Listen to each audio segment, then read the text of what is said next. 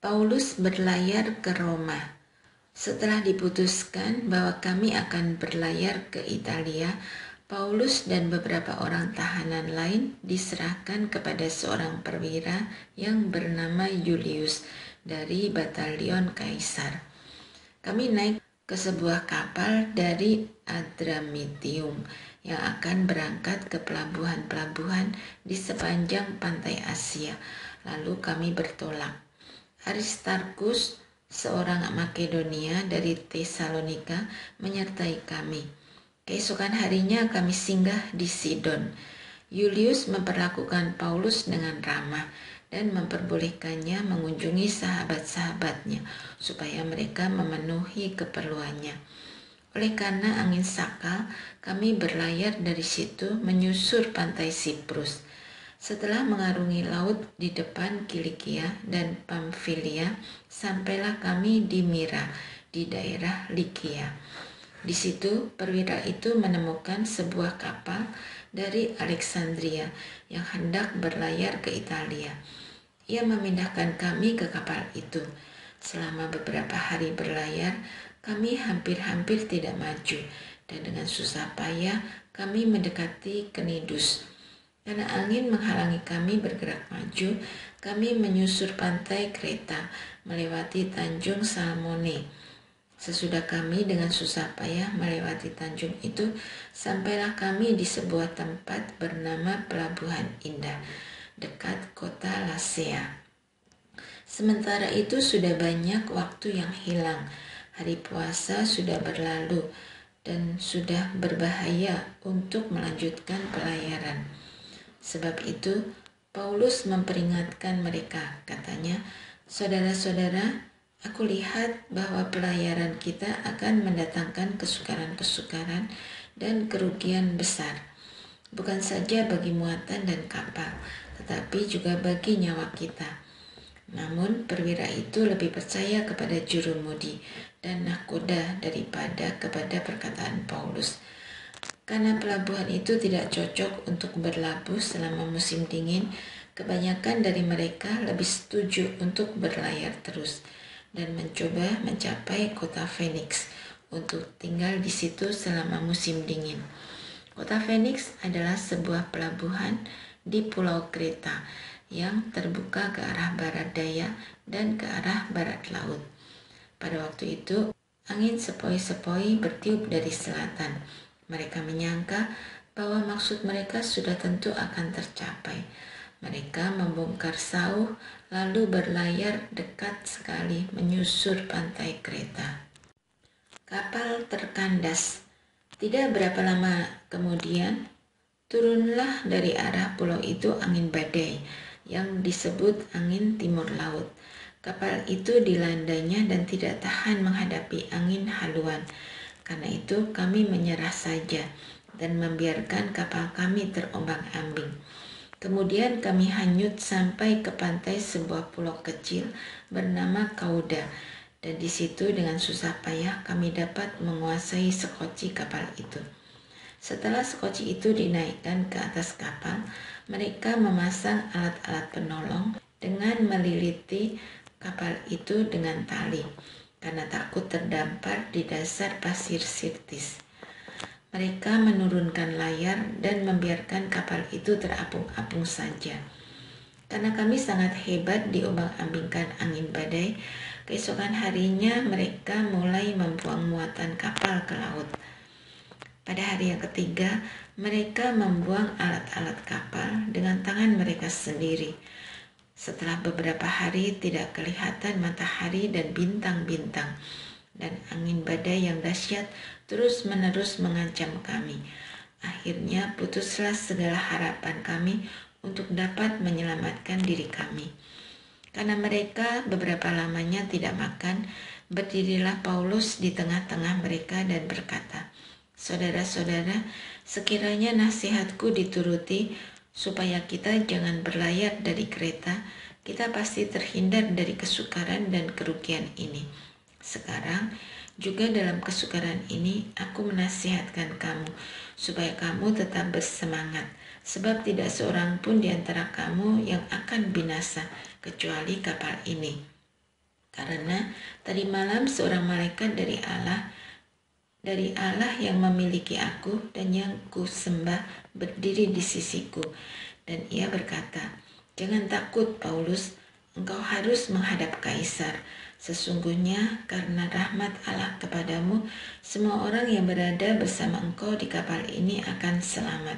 Sebab itu, tetaplah bersemangat, saudara-saudara, karena aku percaya kepada Allah bahwa semuanya pasti terjadi sama seperti yang dikatakan kepadaku.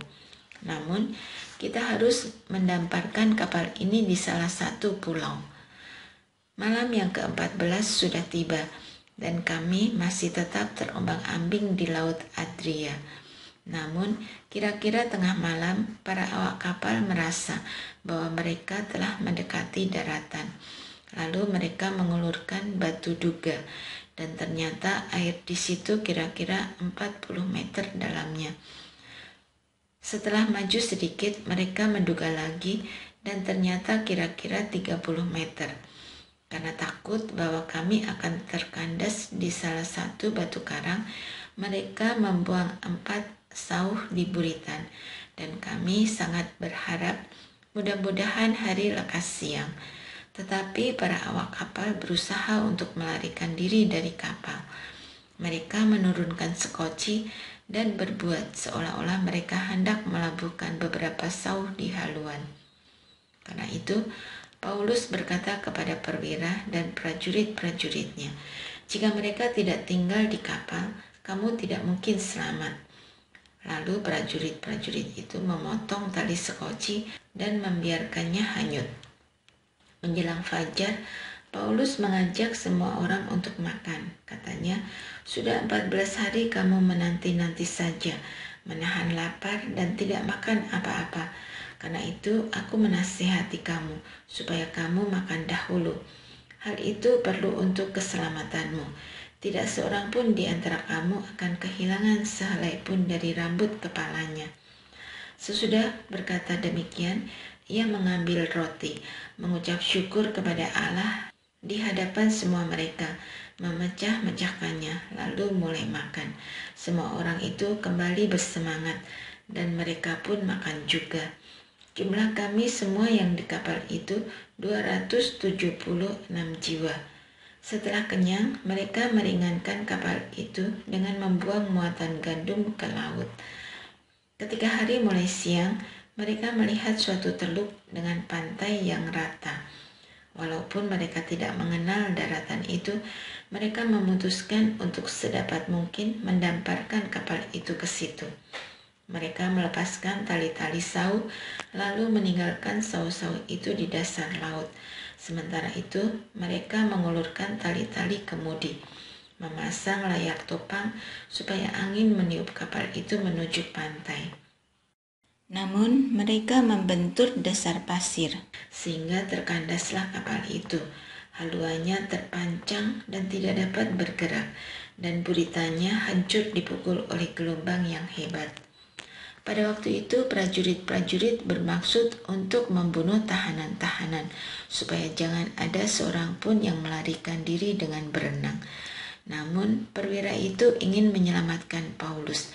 Karena itu ia mencegah mereka melaksanakan niat mereka dan memerintahkan supaya orang-orang yang pandai berenang lebih dahulu terjun ke laut dan naik ke darat, dan supaya orang-orang lain menyusul dengan mempergunakan papan atau pecahan-pecahan kapal.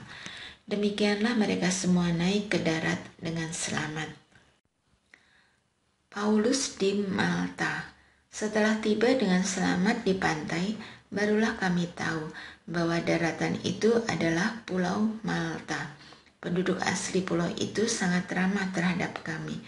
Mereka menyalakan api dan mengajak kami semua ke situ karena sudah mulai hujan dan hawanya dingin. Ketika Paulus memungut seberkas ranting dan meletakkannya di atas api, keluarlah seekor ular berbisa karena panasnya api itu, lalu menggigit tangannya. Ketika penduduk asli pulau itu melihat ular itu tergantung di tangan Paulus, mereka berkata seorang kepada yang lain, "Orang ini pasti seorang pembunuh, sebab meskipun ia telah selamat dari laut, ia tidak dibiarkan hidup oleh Dewi Keadilan.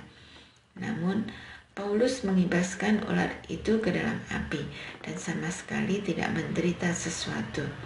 Mereka menyangka bahwa ia akan bengkak atau tiba-tiba akan mati rebah. Sesudah lama menanti-nanti dan melihat bahwa tidak terjadi apapun padanya, mereka berubah pikiran dan berpendapat bahwa ia seorang dewa. Tidak jauh dari tempat itu ada tanah milik pejabat utama pulau itu yang bernama Publius. Ia menyambut kami dan menjamu kami dengan ramah selama 3 hari.